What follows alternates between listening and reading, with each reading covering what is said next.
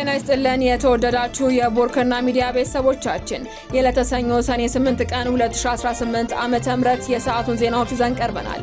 አበይት ዜናዎችን እናስቀድማለን። የቦሌ ቡልቡላ አካባቢ የልማት ተነሽ አርሶ አደሮች እጅግ አነስተኛ የተባለ ካሳ ወስዳችሁ ቦታውን ለማህበር ቤቶች ልቀቁ መባላቸውን ተናገሩ። የአዲስ አበባ ከተማ አስተዳደር በቦሌ ክፍለ ከተማ ወረዳ 12 ልዩ ስሙ ቦሌ ቡልቡላ አሾ 1 እና 2 እንዲሁም ወረገኑ በተባሉ አካባቢዎችም ለልማት በሚል ለአርሶ አደር ገበሬዎች የሚሰጠው የካሳ ክፍያ እጅግ አነስተኛ መሆኑ በነዋሪዎች ላይ ከፍተኛ ቅሬታና ጭንቀት ፈጥሯል ተብሏል። የዕለቱ ዜናችን ቀዳሚ ጉዳይ አድርገነዋል። በተሽከርካሪ አደጋ 31 ሰዎች መሞታቸውንና 29 ሰዎች ጉዳት ደርሶባቸው ደሴና ኮምቦልቻ ሆስፒታል ሕክምና ላይ ይገኛሉ ተባለ። ከደሴ ተነስቶ ወደ አዲስ አበባ 60 መንገደኞችን አሳፍሮ ሲጓዝ የነበረ የሰሌዳ ቁጥር ኮድ 30700898 ኢቲ የሆነ የህዝብ ማመላለሻ ተሽከርካሪ ዛሬ ማለዳ 12 ሰዓት ከ30 ላይ ኮምቦልቻ አቅራቢያ ልዩ ስሙ ሀረጎ በተባለ ቦታ ከባድ አደጋ አጋጥሞታል። ዝርዝሩን ታደምጡታላችሁ። የአማራ ክልል ፕሬዝዳንት ከመሬት እስከ ግብር ስርቆት የሚፈጽሙ አመራሮችን ወጣቱ ሊታገላቸው ይገባል ሲሉ ጥሪ ያቀረቡ። የአማራ ክልል ፕሬዝዳንት አረጋ ከበደ የመልካም አስተዳደር ችግር እየፈጠሩ ያሉ አመራሮችን ወጣቱ ሊታገላቸው እንደሚገባ የገለጹ ሲሆን ይህም የስራ አጥነትን ለመፍታት እንደሚረዳ ጠቁመዋል። ተጨማሪውን ይዘናል። ታዋቂው የባህላዊ ሙዚቃ ድምፃዊ ሰማኸኝ በለው በህመም ምክንያት ከዚህ ዓለም በሞት ተለየ። በዝርዝር እናደርሳችኋለን። ዜናዎቻችን በዝርዝር እናቀርባለን። በቅድሚያ የቦሌ ቡልቡላ አካባቢ የልማት ተነሽ አርሶ አደሮች እጅግ አነስተኛ የተባለ ካሳ ወስዳችሁ ቦታውን ለማህበር ቤቶች ልቀቁ መባላቸውን ተናገሩ። የአዲስ አበባ ከተማ አስተዳደር በቦሌ ክፍለ ከተማ ወረዳ 12 ልዩ ስሙ ቦሌ ቡልቡላ አሾ 1 እና 2 እንዲሁም ወረገኑ በተባሉ አካባቢዎች ለልማት በሚል ለአርሶ አደር ገበሬዎች የሚሰጠው የካሳ ክፍያ እጅግ አነስተኛ መሆኑን በነዋሪዎች ላይ ከፍተኛ ቅሬታና ጭንቀት ፈጥሯል ተብሏል። ለአየር መንገድ ጀርባ ቅርብ በሆነው በዚህ ሰፊ የእርሻ መሬት ላይ ከቦሌ ቡልቡላ እስከ ኮየፈቼ አዲስ መንገድ በተለምዶ ፍልውሃ ድረስ ያሉት ማሳዎችና የግጦሽ መሬቶች ለመምህራንና ለጤና ባለሙያዎች የመኖሪያ ቤት መስሪያ እንዲሆኑ ተለይተዋል።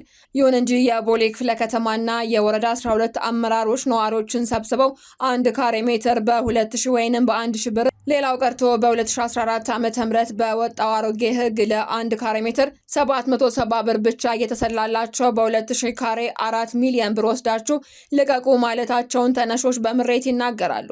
የአካባቢው አርሶ አደሮች እኛ ልማትን አንጠላም፣ ነገር ግን በዚህ ዘመን በ4 ሚሊዮን ብር ምን እናደርጋለን ሲሉም ጠይቀዋል።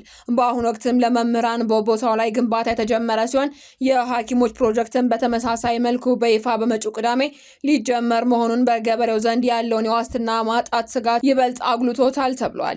የከተማ አስተዳደሩ ቀደም ሲል ከሪል ስቴት አልሚዎችና ከግል ባለሀብቶች ጋር በመሆንም የ70/30 የህዝብና የግል አጋርነት የቤት ልማት ፖሊሲን ተግባራዊ ሲያደርግ መቆየቱ ይታወቃል። በዚህ አሰራር መሰረት አልሚዎች 70 በመቶውን ለገበያ አቅርበው 30 በመቶውን ለዝቅተኛው ማህበረሰብና ለከተማው መስተዳደር ያስረክባል። ይህንን ተሞክሮ ያነሱት የአካባቢው ገበሬዎችም ከዚህ በፊት የከተማ ግብርና ተብለው ተዘናግተው አሁን ግን የምንፈልገው 70/30 እንዲደረግልን ነው።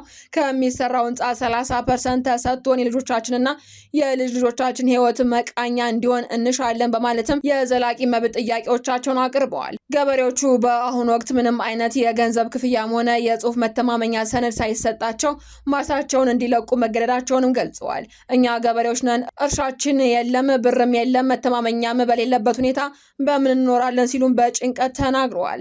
በተያያዘም የክፍለ ከተማው አመራሮች የገበሬውን አቤቱታና ቅሬታ ለአዲስ አበባ ከተማ ከንቲባ አዳነች አቤቤ ከማድረስ ይልቅ እያፈኑት እንደሆነና መጪው የቅዳሜ ፕሮግራም ሳይደርስ እልባት እንዲሰጥም አደራ ብለዋል።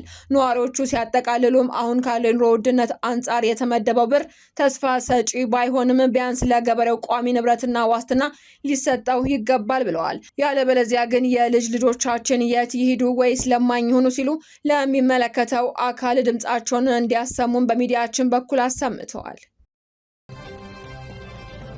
በተሽከርካሪ አደጋ 31 ሰዎች መሞታቸውንና 29 ሰዎች ጉዳት ደርሶባቸው ደሴና ኮምቦልቻ ሆስፒታል ሕክምና ላይ ይገኛሉ ተባለ። ከደሴ ተነስቶ ወደ አዲስ አበባ 60 መንገደኞችን አሳፍሮ ሲጓዝ የነበረ የሰሌዳ ቁጥር ኮድ 3070898 ኢቲ የሆነ የህዝብ ማመላለሻ ተሽከርካሪ ዛሬ ማለዳ 12 ሰዓት ከ30 ላይ ኮምቦልቻ አቅራቢያ ልዩ ስሙ ሀረጉ በተባለ ቦታ ከባድ አደጋ አጋጥሞታል።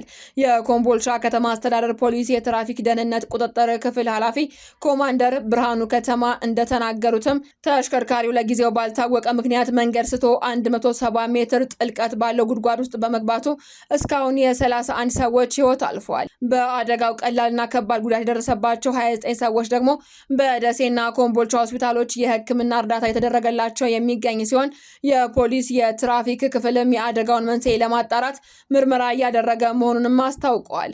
አንድ የዓይን እማኝ ተጓዥ ከኬሚሴ ወደ ደሴ እየተጓዝኩ ነበር። ሀረጎ ስንደርስ ከባድ አደጋ ደርሶ መኪናውን ሁሉን ቆሞ መንገድ ተዘጋግቶ ነበር ብለዋል። ወርደን ስናይ የሆነውን ለመግለጽ እጅግ ከባድና ዘግናኝ ነው ሲሉም ገልጸዋል። ብዙ አስክሬን ነበር። ከዳገቱ ተንከባለው ወርደዋል። ግማሾቹ በዛው ዳገቱ ጫካ ውስጥ ናቸው። ሌሎች ተስፈንጥረው አስፓልቱን አልፈው ታች ወርደዋል ያሉት ተጓዡ አንድ ሃይሩፍ 3 የተጎዱትን ይዞ አብረው ደሴ ሪፈራል አስገባናቸው ሲሉም አሽከርካሪውን አመስግነዋል። ቦታው ላይ ተገኝቶ ባዩት መሰረትም ስንት ሰዎች እንደሞቱ ስንጠይቃቸው 4 ሰዎች መትረፋቸውን አይቻለው ብለው የሟቾቹን ቁጥር ግን በርካታ መሆናቸውን ገልጸዋል።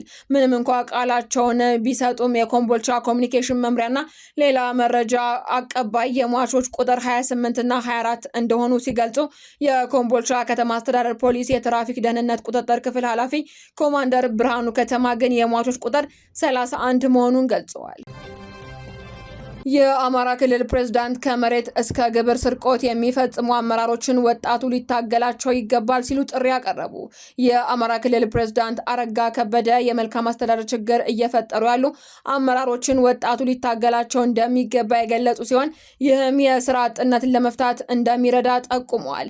ርዕሰ መስተዳድሩ አክለውም የመልካም አስተዳደር ችግሮችን ለመፍታት የአመራሩን ቁርጠኝነትና የማህበረሰቡን በተለይም የወጣቶች ንቁ ተሳትፎ ወሳኝ መሆኑን ተናግረዋል። አረጋ ከበደ ይህንን ያሉት ባህር ዳርን ወደ ላቀ ከፍታ ለመውሰድ የወጣቶች ሚና የማይተካ ነው በሚል መሪ ቃል ከባህር ዳር ከተማ አስተዳደር ወጣቶች ጋር በተወያዩበት ወቅት ከተማን ለነዋሪዎቿ ምቹ አልባ የሚያደርገው የአስተዳደር ብልሽት መሆኑን የጠቀሱት ርዕሰ መስተዳደሩ አመራሩ በቀላል የሚገኝ ቀላሉና ውሳኔ መስጠት የሚችል መሆን እንዳለበት አጽንኦት የሰጡ ሲሆን በተለይ በህዝብና በሀገር ላይ የሚፈጸሙ የሌብነት ድርጊቶችን ወጣቱ በግንባር ቀደምትነት ሊታገላቸው ይገባል ብለዋል።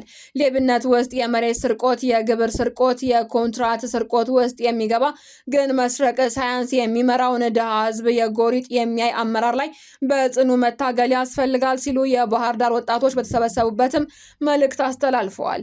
በሌላ በኩል በከተማዋ በአትሌቲክስ ፌዴሬሽን በተዘጋጀው የ10 ኪሎ ሜትር ሩጫ ላይ ንግግር ያደረጉ ሲሆን ባለፉት 2 ዓመታት ከተማዋ ሰላም የላትም በሚል ስሟ ሲጠፋ እንደቆየ በመግለጽም የተደረገው ሩጫ ከተማዋን የጠፋ ስሟን በመመለስ የሰላም ከተማ መሆኗን ለዓለም የሚያሳይ ነው ብለዋል።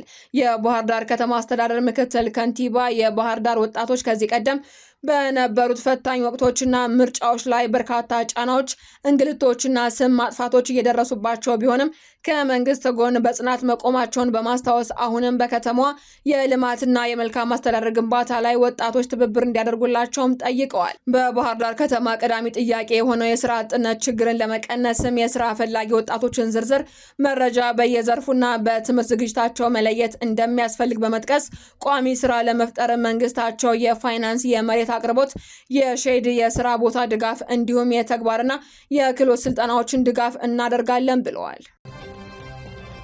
ታዋቂው የባህላዊ ሙዚቃ ድምፃዊ ሰማኸኝ በለው በህመም ምክንያት ከዚህ ዓለም በሞት ተለየ።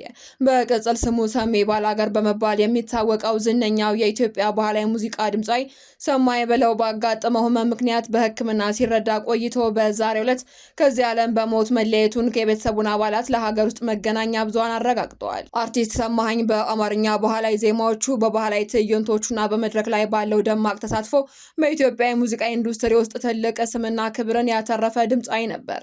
ከሁለት አስርት ዓመታት በላይ በዘለቀው የጥበብ ጉዞ በልዩ የድምፅ አወጣጥ ስልቱና ለባህል እሴቶች በነበረው ጥልቅ ፍቅር የአማርኛ ባህላዊ ሙዚቃን ጠብቆ ለማቆየትና ይበልጥ ለማስፋፋት ከፍተኛ አስተዋጽኦ ማበርከቱ ይታወቃል። አርቲስቱ ደመቅ ያሉ ምቶች ባላቸው ስራዎቹ የሚታወቅ ሲሆን ይህም በመላው ሀገሪቱ በሚገኙ በርካታ አድማጮችና የጥበብ አፍቃሪዎች ዘንድ ተወዳጅነትን እንዲያተርፍ አስችሎታል። አርቲስት ሰማኸኝ በለው በሕክምና ላይ ሳለ ዛሬ ሰኔ 8 ቀን 2018 ዓ.ም ህይወቱ አልፏል። በመሆኑም ስለ አርቲስቱ የህመም መንስኤ ሆነ ስለ ቀብር ስነ ስርዓቱ ዝርዝር ሁኔታዎች አሁን ላይ የወጣ ተጨማሪ መረጃ የለም። አርቲስት ሰማኸኝ በለው ባለትዳርና የአራት ልጆች አባት ነበር። ቦርከና ሚዲያም በአርቲስት ሰማኸኝ በለው ህልፈት የተሰማውን ሀዘን እየገለጸ ለቤተሰቦቹ መጽናናትን ይመኛል። አድማጮቻችን፣ የሰዓቱ ዜናዎቻችን ተጠናቀዋል። ስለተከታተላችሁ እናመሰግናለን። ሰላም።